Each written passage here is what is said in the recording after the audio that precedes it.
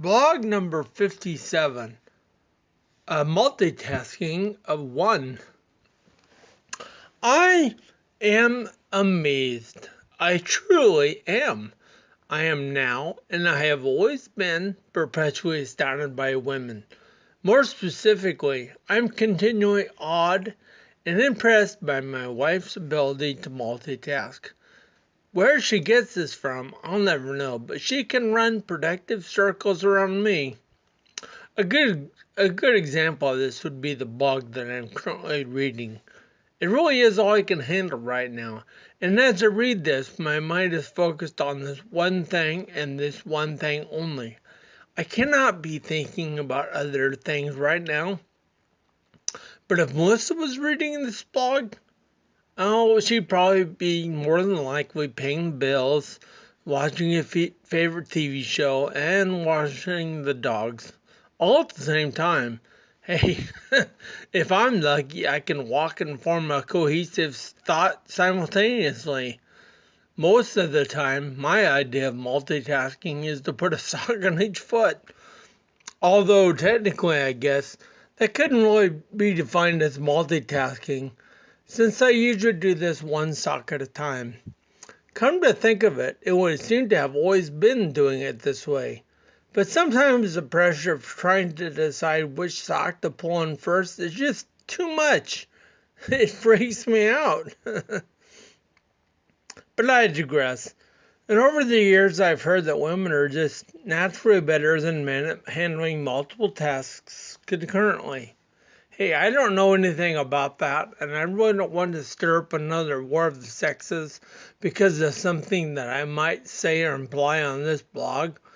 All I can tell you is that in my life and throughout my own personal experiences, Melissa is way better at handling multiple situations than I am. I would love to be able to tell you that it's because of my neurological condition.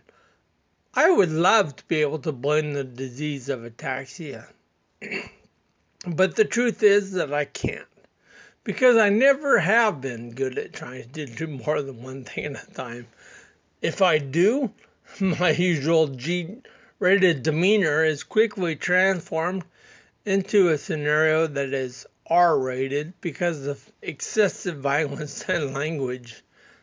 I become very frustrated and enraged at myself, which usually only serves to make things a whole lot worse, because the harder I try and the louder I become in my own slightly altered version of positive self-talk, the bigger the mess becomes. No, I cannot, in all honesty, blame ataxia as the root of the problem. However, I can say that my ataxia amplifies the problem. My inability to do more than one thing at a time has been turned up to 11. And if you saw the movie This Is Spinal Tap, then you'll understand that reference. And so you may be asking yourself right about now just exactly how I was able to make it through all my past employment, say as a chef, without this skill. Well, I am happy that you have chosen to ask such an astute question, and I would be more than happy to provide you with a very sensible and insightful answer. And here it is. I faked it, that's how.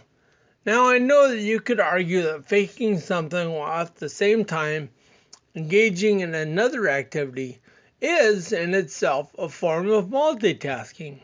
First of all, I would like to thank you for your unwavering, but albeit somewhat misguided belief in me. And second of all, actually that's it. There was no second of all. I just thought that saying that there was might add more legitimacy to my first point. Kind of a cheap trick, I know, but I hope you don't mind. Since I've already broached the subject of my past history of employment, namely the years that I spent in the kitchen, allow me to tell you a little bit about this. I learned to cook at a very young age when I started helping my mother in the kitchen. I always enjoyed being there, and it began to look as if I had an instinct and a knack for it. So it seemed like a natural conclusion to head in that direction of making food a career. So in 1986, I went to a culinary institute and then spent the next several years working in that profession. That is, until I came to the realization that I really just enjoyed cooking more as a hobby, making specialty and artistic meals for family and friends. Over the past few years that I have been dealing with the presence of ataxia in my life, the delicate and the fine art of cooking has begun to take on more of the appearance of a novice attempt at abstract art. The art form where someone is praised for haphazardly flinging paint onto a large canvas in some kind of seemingly weird, chaotic statement. I think that really the best way to describe my current process in the kitchen is to simply repost a previous blog that I wrote on this subject. And so here it is. I'll read to you a blog I wrote called Care to Supersize That Mess. I have always made a rather large mess. Even before I was diagnosed with spinal cerebellar ataxia, especially when it came to being in the kitchen. In 1986, I attended a culinary institute in Portland, Oregon, and I could spill, slop, and or drop any food that I was preparing right along with the best of them. But post-diagnosis, well, that puts me in a whole nother class, my friends. To me, good tasting food has become synonymous with the need to do some very serious cleanup. I have just accepted that things are going to get interesting. Anyway, it seems like the harder I try to keep things tidy and the counters clean, the worse it gets. So why fight it? I think I'll just go with it. And so I am seriously thinking of opening up a restaurant that I would name Chez Spastiques. The theme would be a place where friends are always welcome and the food is always flying. Everything would be made and cooked in a big and glass encased room that would serve as the kitchen and be in a central location that will be surrounded by the dining room, so that everyone would have and enjoy a view of their food being lovingly hand-tossed. This would serve as a dual purpose. Watching food being prepared and thrown around by the cook staff would be an educational experience, but would also provide the night's entertainment. So Chez Spastiques would, in every way possible, be like going to a dinner theater, and there would, of course, be a cover charge as such.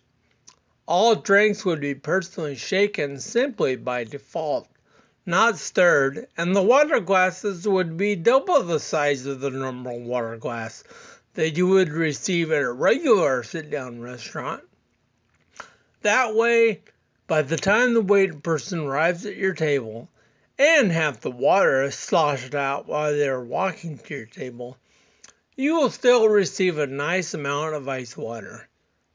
There will not be a dress code either. However, since I will be there, the use of rubber clothing or bibs would be strongly encouraged and will be available for rent from a kiosk located in the front foyer.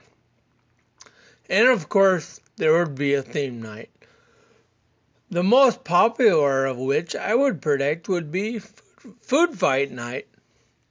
Although I can't figure out how to make that night any more distinguishable from any other night at Chez Spastiques. The only question remaining that I have is, now that you know the hazards and potential perils of being around me, would you spend an evening at that restaurant? Leave me a comment. I would love to hear your thoughts.